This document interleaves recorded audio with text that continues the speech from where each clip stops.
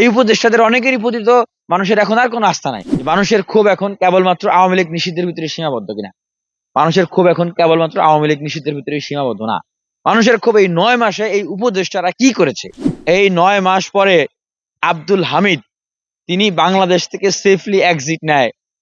মানুষের প্রশ্ন কি তখন আওয়ামী লীগ নিষিদ্ধের বিষয়ে কি সীমাবদ্ধ? দেখেন, আওয়ামী লীগের সময়ে একটা টেকনিক ছিল, যেই টেকনিকটা আমরা ৫ই আগস্টের গণ অভ্যুত্থানের সেই সময়টাও দেখেছি, যে প্রথমে তারা আন্দোলনকারীদের কোনো কথাই শুনলো না। এরপরে বলল যে আমরা কোটা সংস্কার করে দিব, তোমরা ঠান্ডা হয়ে যাও। জনগণ যখন আরো বিক্ষুব্ধ হয়ে গেল, তখন যে আমরা মন্ত্রীদের পদত্যাগ চাই, স্বরাষ্ট্রমন্ত্রী, আইনমন্ত্রীর পদত্যাগ চাই, তখনও কিন্তু আওয়ামী লীগ সরকার রাজি হচ্ছিল না। হ্যাঁ, আবার একটা পর্যায়ে গিয়ে তারা সেটাও রাজি হলো যে ঠিক আছে, মন্ত্রীরা পদত্যাগ চাক করুক। ততক্ষণে মানুষের দাবি একটা পয়েন্টে চলে গেছে যে না, আমরা শেখ হাসিনার পদত্যাগ চাই, পুরো আওয়ামী লীগ গভর্নমেন্টেরই পদত্যাগ চাই। তার আগে কিন্তু দাবি দেওয়া হয়েছিল যে আমরা আপনারা স্বেচ্ছায় পদত্যাগ করেন। হ্যাঁ, তো এইটা হলো আপনার মানুষের যে ক্ষোভ, মানুষের ক্ষোভকে, কনসেন্ট্রেশনকে একটা জায়গায় নিয়ে সেটা সমাধান করা, এবং মানুষের ক্ষোভ যেন আরো মানে বিক্ষুব্ধ না হয়, আরো যেন না বাড়ে, সেটার জন্য একটা টেকনিক আছে। সেটা কি দেখেন, যখন এই ৯ মাস পরে আব্দুল হামিদ তিনি বাংলাদেশ থেকে সেফলি এক্সিট নেয়, মানুষের প্রশ্ন কি তখন আওয়ামী লীগ নিষিদ্ধের বিষয়ে কি সীমাবদ্ধ? বলেন।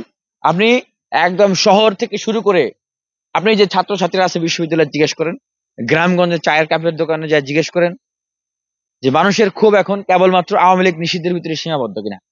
মানুষের ক্ষোভ এখন কেবলমাত্র আওয়ামী লীগ নিষিদ্ধের ভিতরে সীমাবদ্ধ না। মানুষের ক্ষোভ এই ৯ মাসে এই উপদেষ্টারা কি করেছে, কি কারণে আব্দুল হামিদকে ৯ মাস পরেও সেফলি এক্সিট তারা দিল। সাবের হোসেন চৌধুরী জামিন পায়, আওয়ামী লীগের মন্ত্রী মান্নান খানরা জামিন পায়, আওয়ামী লীগের মন্ত্রী আইবি ৯ মাস পরে আইবিকে গ্রেপ্তার করতে হয়।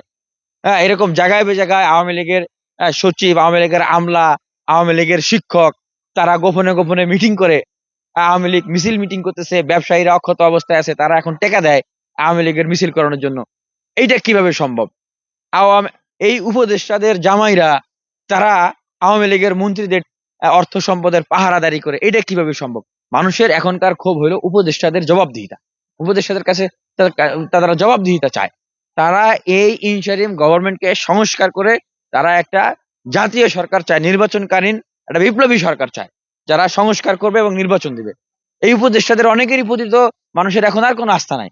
সেইটার যেটা করা হয়েছে, একটা সরকারি মানে প্যাট্রোনাইজেশনের প্রেসক্রিপশনে একটা আন্দোলন নামানো হয়েছে যমুনার সামনে। হাসনাত আব্দুল্লাহ ডাক দিলেন, আয় তোরা যমুনার সামনে আয়। এরপরে লোক তো অল্প, এরপরে ফোন দেয় ছাত্র শিবিরকে, জামাত ইসলামকে ফোন দেয়, ইসলামী আন্দোলনকে ফোন দেয়, গণ অধিকারকে, অমুক দলকে তমুক দলকে ফোন দেয়, বিএমপি কে। কেউ কেউ এসছেন। এরপরে কি হলো?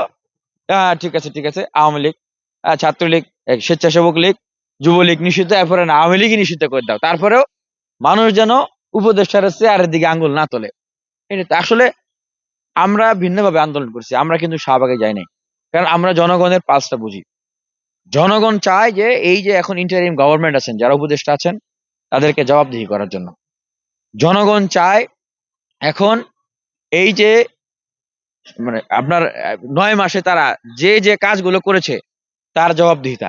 এবং এই ইন্টারিম গভর্নমেন্ট ৫৬টা মিনিস্ট্রি, মাত্র ২১ জন তারা দেশ চালাচ্ছে। বাকি আর লোকদেরকে কেন নিয়োগ দিচ্ছে না? কেন ভাই বলেন?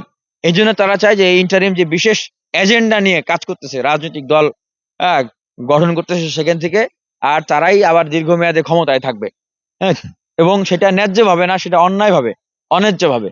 এবং তারা এই যে আওয়ামী লীগকে পুনর্বাসনের জন্য কাজ করতেছে, আওয়ামী লীগের কাছে পয়সা খেয়ে। জনগণ এটার জবাব দিতে চায়। জনগণ আর এই ইন্টারিম গভর্নমেন্টের উপদেষ্টাদের প্রতি আর তাদের সেই আস্থার জায়গাটা নাই। এটা সংস্কার করে তারা একটা জাতীয় সরকার বা বিপ্লবী সরকার চায়, যারা প্রকৃতার্থেই শহীদদের চেতনার জন্য কাজ করবে, দেশের সংস্কার করবে এবং নির্বাচন করবে।